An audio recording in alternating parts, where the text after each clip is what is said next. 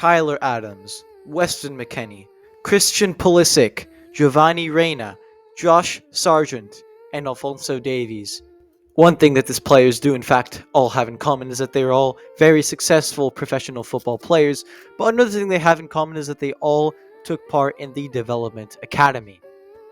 With some of these very notable names coming out of the United States Youth Soccer Development Academy, it's quite weird that we haven't heard of this as much. One of the reasons for this is because the Development Academy does not actually exist anymore. The Development Academy actually dissolved in 2020, and ever since then, US Youth Soccer has struggled to regain the trust of MLS Next franchises and other independent youth soccer leagues. The last 48 hours, the US Soccer looking to close the DA program with us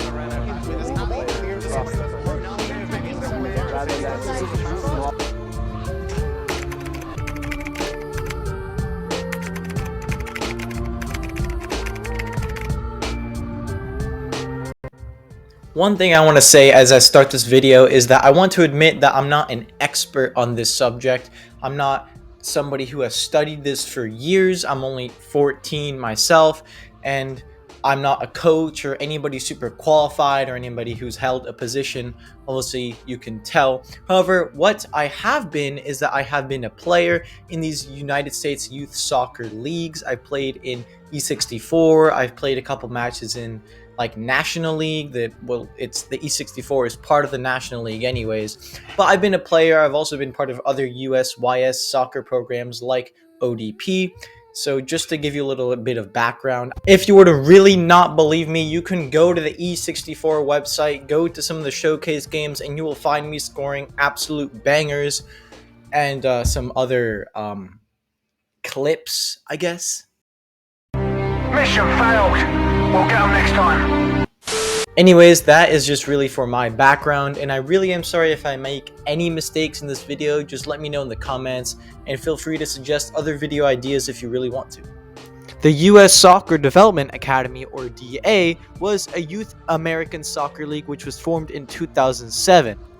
The main reason for the formation of this league was to provide the best competition for the greatest youth academies, mainly MLS franchises. Another reason why this academy was started was for the sake of developing world-class players out of the US, so a more long-term approach was finally being taken in the US in terms of soccer, which had not been taken previously. A rather big selling point, if you will, about the DA was the whole playing up philosophy, which essentially meant that many ages were grouped together. So this meant that U13s, U14s may be grouped together, U14s, U15s, U15s, U16s.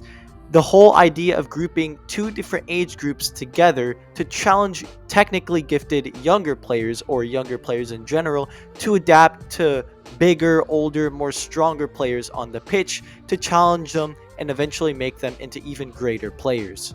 One thing that the DA had in common with most youth soccer leagues in the United States is that the season would start in September and end with championships hosted in July. And of course, the DA was sanctioned by the United States Soccer Federation. This is the same federation that sanctions United States youth soccer today. In addition to the original DA, there was also the Girls Development Academy. However, the Girls Development Academy would not be established until 2017, 10 years after the original DA had been established. In the end, however, the DA was mainly established to bring more competitive games versus more games to these youth soccer academies. In 2017, to celebrate the 10th anniversary of the DA, they dropped this logo, with the 4 stripes going upwards to signify the direction in which this league was going in and to show progress, and that this would not foreshadow anything at all.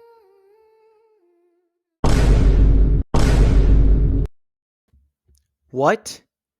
The actual On April 15th, 2020, the US Soccer Federation and the DA on Twitter announced that the DA would be ceasing all operations effective immediately. But why? Well, one thing that you might remember was that in 2020 there was the coronavirus pandemic, and the US Soccer Federation said that the main reason was because that the coronavirus had started too much of an economic crisis in the Youth Soccer Association, so they had to disband the league for economic reasons caused by the COVID-19 pandemic. However, even after the sudden news, moments after the closure, yes, you heard me correctly, not days, not hours, but moments after the closure, MLS had already spoken out on its intention to design a new elite competition for boys, which we now know as MLS Next. However, if you thought that MLS announcing something moments after the DA closed was bad, let me read you something that MLS said about the women's side to the whole issue. Let me just take these glasses. I use these to read things that the government tells me to.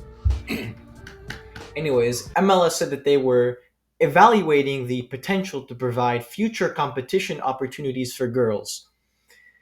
This essentially means we're not doing shit. Despite the MLS no longer controlling any of the top competition of women's US youth soccer, they now control the majority of top competition for boys.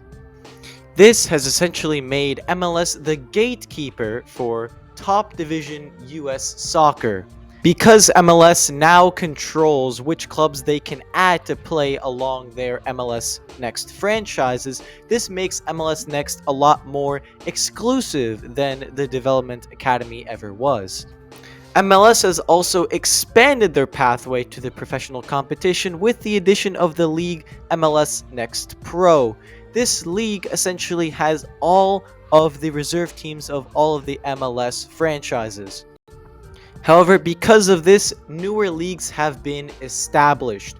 Many clubs that have not been able to secure a spot in MLS Next, or simply don't want to, or don't find it very realistic, play in other leagues such as ECNL, Elite 64, National League Pro, and other regional leagues. However, because of roster sizes at large ECNL or MLS Next academies, there are often going to be clubs and teams that are going to have players that play on both an MLS Next team and an ECNL or E64 team. However, this will cause them to prioritize a larger league, which makes sense, like MLS Next and ECNL. However, this may leave players who solely play in E64 or ECNL essentially stranded from competition.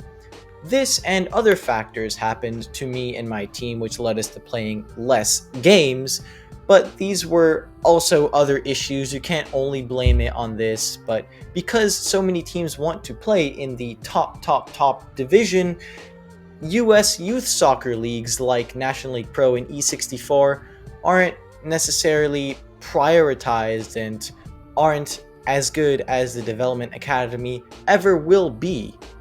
And eventually, this has caused so many problems in different seasons, and all of this imbalance can be credited to the demise of the United States Development Academy. I really do hope that you all enjoyed this video. Please leave a like and subscribe if you did. It really does help the channel and helps me keep putting out videos like this one. And also make sure to check out this video on the United States Soccer Pyramid. I think you'll enjoy it. Bye.